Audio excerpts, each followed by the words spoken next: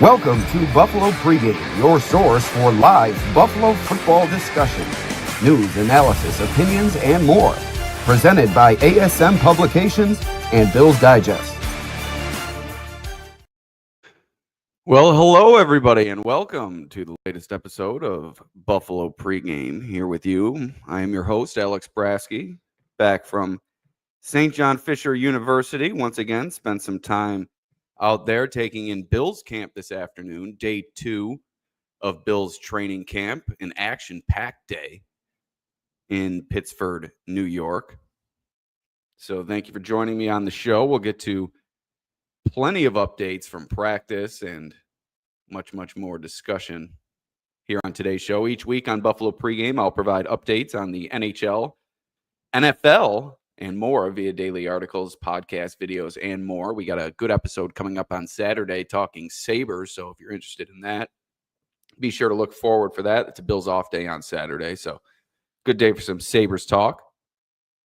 Also have podcast videos and more, plus you can subscribe to the Buffalo Pregame YouTube and Substack, both of which free of charge to do so.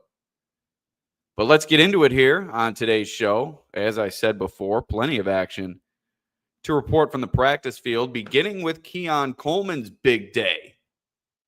Kind of a tough day for him on day one. Couldn't connect with Josh Allen as he was blanketed by Christian Benford often throughout the day and the Bills' other top cornerbacks in close working red zone on Wednesday. Not a lot of room for Keon to work with, but on Thursday they opened things up, went to more of the intermediate game between the 20s, and it led to a big day for Keon Coleman, and it proved Joe Brady correct, as Brady said during his pre-practice comments that he's much higher on Coleman than the public perception seems to point to, saying he's one of the most intelligent Bills receivers that they have at their disposal. But getting in to Coleman's day, after I plug in my computer quick,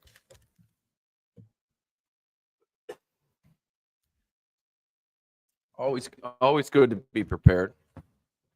Always good to be prepared live here on the show. But hey, want to make sure you guys don't miss a thing.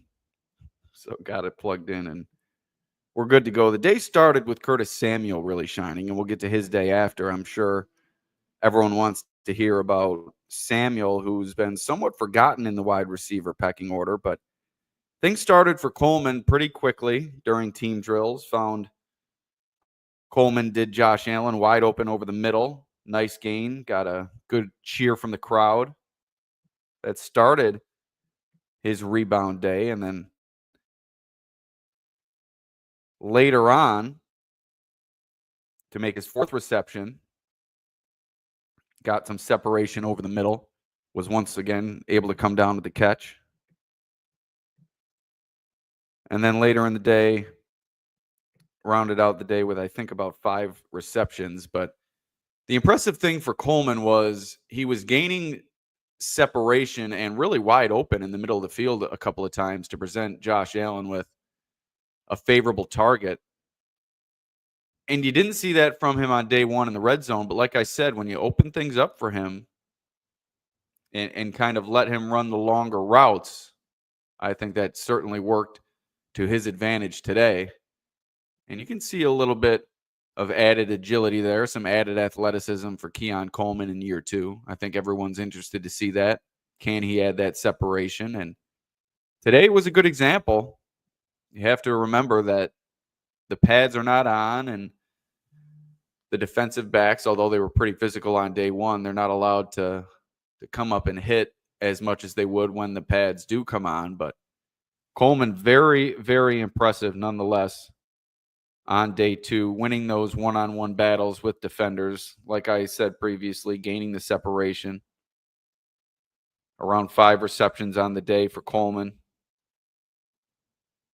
And just an impressive display all around for the second-year receiver. And this team needs him to take that leap. It was one of the storylines throughout the offseason. He and Dalton Kincaid, can they take the leap and take this passing game to another level? And I think it's going to come in that intermediate to deep range for Coleman and Kincaid for that matter. The Bills really need to solve that area of the field. And I also think that Joshua Palmer can play a big role in helping that cause, as Palmer has really spent a lot of time in Josh Allen's ear, spent some time chatting with Sean McDermott today, as a video was caught by WKBW's Matt Beauvais. And a correction from yesterday, I had I had Shane Buechele making that throw to KJ Hamler, if you listened to yesterday's episode, but instead it was Mike White, corrected by Matt Perino of the Shout podcast. White made a great strike to the back right corner of the end zone. We'll talk more about White yesterday, but I just wanted to make that correction as I was naming out those from other entities. But a big day for Coleman. Joshua Palmer seems to be gaining that rapport with Josh Allen, that much-needed chemistry between quarterback and wide receiver. And then elsewhere at wide receiver, as I mentioned earlier, Curtis Samuel, big day for him. Started the session really being featured by the Bills quarterbacks, Josh Allen namely. Featured on 2 of the first 4 plays of team drills. Most impressive grab for Samuel, came early on. Going over the middle, Josh Allen throws up high and behind Samuel, and Samuel was able to leap and contort his body to make the catch behind him. An impressive athletic play, and he's fully healthy. He dealt with that toe injury all of last season. You see good body language from him. The burst is back for Curtis Samuel, and the Bills are certainly using him a lot throughout these practices. He's kind of the forgotten name with the new additions, Elijah Moore, Joshua Palmer. You think about Dalton Kincaid, Khalil Shakir, and Keon Coleman so much. You don't think so much about Curtis Samuel, but he's going to factor in. He was second on the team in terms of wide receiver receptions last year with 31, tied with Mac Hollins. So this is a player that the Bills like, and it's certainly proven to be the case to start training camp here as Samuel. A good day. Few injuries to discuss. Dawson Knox was present at practice wearing a sleeve on his injured leg. It's a hamstring tweak for Dawson Knox. Seeing him out on the field interacting with his teammates, that's certainly a good sign. I didn't see Spencer Brown out there. That's not to say he wasn't out there interacting with his teammates, but I did not see him. It's a back injury for Brown. Yesterday, it was Tylan Grable first in with the first team at right tackle. Today, it was Ryan Vandermark taking the first team snaps. However, Grable did come in toward the end of the session, so it seems to me that Grable would have a stranglehold on that job if anything were to happen to Spencer Brown long term. Can't really diagnose or analyze, I should say, the performance from the offensive line. There were a few times where defensive players were to break in there for sacks, but there's no pads on and no contact. I can't truly give an assessment of the play in the trenches. But other injuries included Cedric Van Pran Granger, the backup center. He's dealing with a calf injury. Alec Anderson was taking snaps at center with the second team today. And then wide receiver Laviska Shenault, who's trying to earn a role as perhaps a kick or punt returner. And without him around, it was an all-out competition today, simply catching kickoffs off the jugs machine. Elijah Moore, Ray Davis, Brandon Codrington, Ty Johnson, Frank Gore Jr., KJ Hamler, Daquan Hardy, all catching kickoffs off the jugs machine. Catching punts off the jugs machine, as the difference would be kickoffs, they kind of come in end over end, whereas punts have more of a spiral to them. So you can tell the difference, and it allows the players to work on the different skills needed to field the different types of kicks. Keon Coleman, Khalil Shakir fielding punts off the jugs machine. There appears to be a true competition for both spots. I think some of those players that I named fielding kickoffs will also factor in to the punt return battle. But all eyes on that kick return battle with the changed rules and the increased number of kickoffs coming. That's going to be a key position they're going to have to lock up. You had Brandon Codrington do a nice job last year, but really exclusively a return man, nothing to offer on defense. So uncertain if he'll stick around when it comes down to cut the team to 53 men. In terms of Dawson Knox, just to backtrack a little bit, you've seen Zach Davidson take first team reps. Obviously, you have Dalton Kincaid as well. And then rookie Jackson Hawes mixing in quite a bit with the first team and being targeted in the passing game as well, which I'm sure is something they'd like to add to their arsenal. Maybe needing Alec Anderson elsewhere. Don't have him as available for that sixth offensive lineman. And you like what you see from Hawes. He's a physical specimen, somebody with great athleticism as well. I think that was underrated coming out of college. So if they can factor him into the passing game, that could certainly make them a bit more dynamic. And one of the plays that Hawes was targeted, he was being trailed by Matt Milano on the play. And Matt Milano, or excuse me, I think I'm getting the plays confused. But regardless, I wanted to bring up Milano here. Milano made a very athletic play in pursuit. And I want to say now, on second thought, it came on a toss to Curtis Samuel. And Milano tracking down Samuel and stopping him for a minimal gain, showing some speed, some burst, some of that all-pro ability that we saw from the Bills linebacker a few years ago. So a good sign for Matt Milano, and I watched him extensively the past 2 days during individual drills. And I think this guy looks good. I thought he looked good last year before the biceps injury. And that slows you down. But to be removed from that full off season of training, Matt Milano appears to be ready to hit the ground running. And the play I got it confused with Jackson Hawes, it was Dorian Williams trailing Jackson Hawes early during team drills. And Williams came up lame. He had a sleeve on his left calf, I want to say, after practice. He went to the locker room, didn't return to practice. He was seen limping after practice as well. So Dorian Williams injured on that play where he was trailing Jackson Hawes in coverage. Left the practice field, didn't return. I would say it's unlikely we'll see him on Friday. And that could be a big loss for this team. Dorian Williams has really come a long way in a short amount of time. He's always had that physical ability, good in pursuit, but he added some coverage skills these last 2 years, and they need him as insurance in case Matt Milano can't withstand the rigors of a 17-game schedule. And it's unknown the nature of Dorian Williams' injury. It hasn't been confirmed by the team, but it seems to be a lower leg injury for Dorian Williams. So the injuries are somewhat piling up here. They don't seem to be too significant quite yet, but you have Knox out, you have Brown out, now you have Williams potentially out. The three key pieces on both sides of the ball. Let's get to another competition outside of the cornerback and safety competition that we've discussed ad nauseum. We'll get to more of that later. Don't worry. There was some to report from the practice field in terms of the defensive back room. But the backup quarterback battle here going on between Mitch Trubisky and Mike White.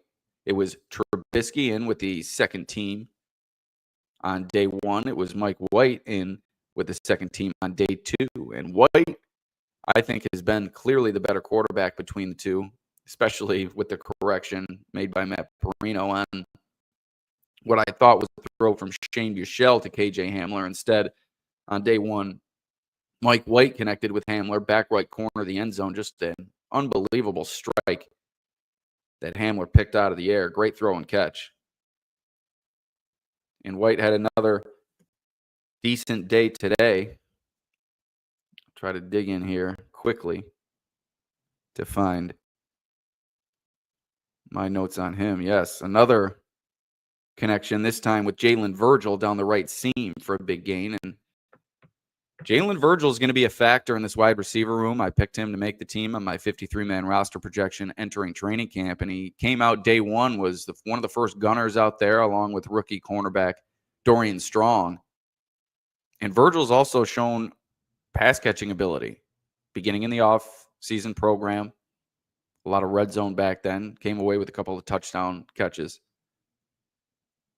And now with this catch down the seam, he's not going to have a whole lot of opportunity, but Jalen Virgil could be set to make this team as a special teams contributor first.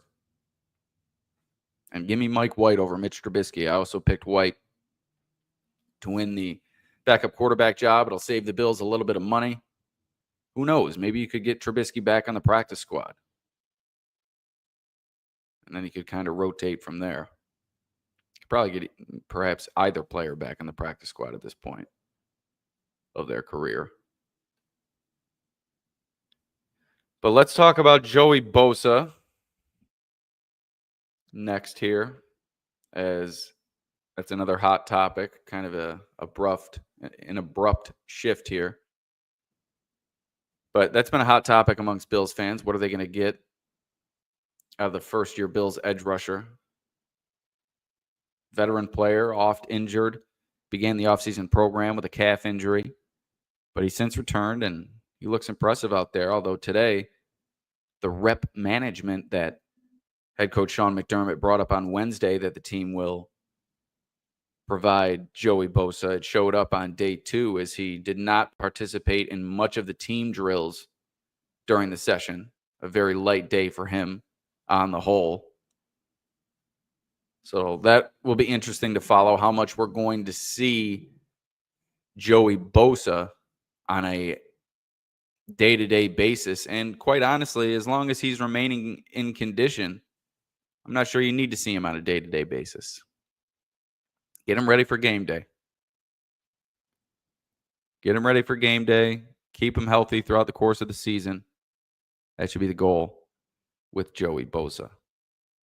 On the other side of the coin, another injured player entering training camp, Landon Jackson, was placed on the PUP list and quickly removed from that list. But he began training camp only participating in individual drills on Wednesday. But on Thursday, he took a step into team drills. Saw a couple of good rushes from the rookie. He's quick, lengthy. Excited to see what Landon Jackson has to offer once the pads come on. But good to see his level of participation increased. And then sticking in that edge rushing room, undrafted rookie Paris Shand. It's been impressive throughout the first 2 days. A couple of good rushes, had a free rush off the left side. Would-be sack of Josh Allen today. Participating with the first team defense, surprisingly, that undrafted player. Bills are looking for pass rushing talent however they can find it. You can look back to the Kingsley Jonathans of the world. Players that have come in here and hung around on the back end of the roster. Shand could be the next in line for that. And I liked what I've seen from him the first 2 days. After practice, James Cook spoke with the media. Obviously, that's been a big story. Brandon Beane and Sean McDermott touched on it yesterday. Brandon Beane really setting the stage for Cook to continue playing with the team beyond this year.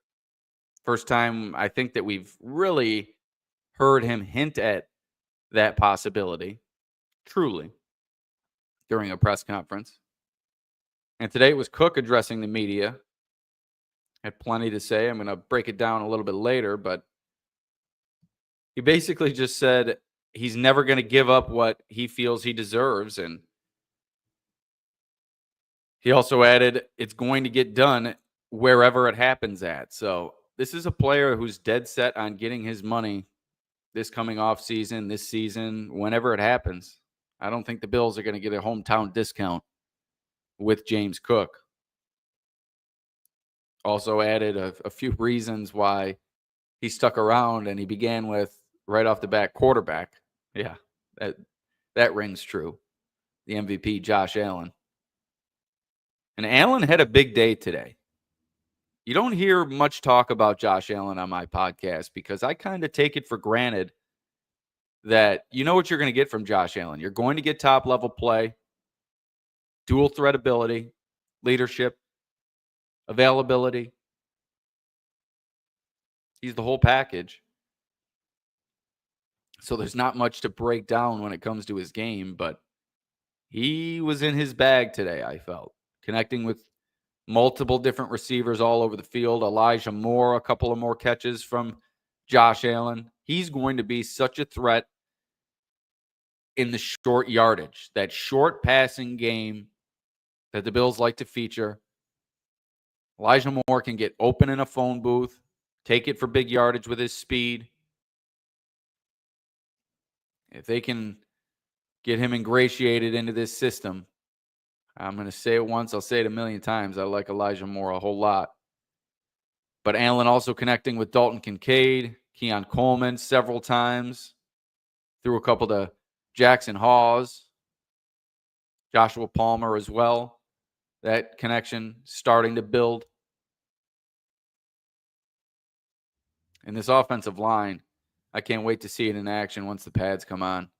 It's going to be a top-tier unit. Brown's absence notwithstanding, this is a talented group. They can get Connor McGovern, David Edwards locked up long-term with Josh Allen.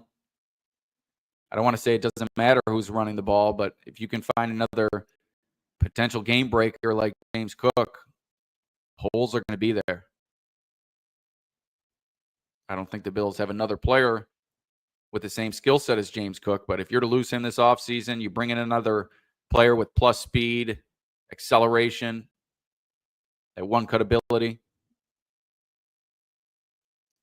Could go a long way if you re-sign those two offensive linemen in terms of who you're putting behind them at running back. Nothing on special teams today outside of the return game. Day off for the kickers and punters. And the Bills return to the practice field on Friday at 9:45 a.m. And I just want to leave you with this before we take off. It's been amazing to watch Dion Dawkins transform into the face of the Bills that he has over the years. When he came into the league, he was a little bit shy, not shy, I shouldn't say, but a little bit hesitant talking to the media. You could tell he was measuring his words. He's got a different way of speaking, as we love during the press conferences. It's great for somebody following it in the media. I'm sure for the fans as well. But ever since he's gotten comfortable, he is undeniably himself.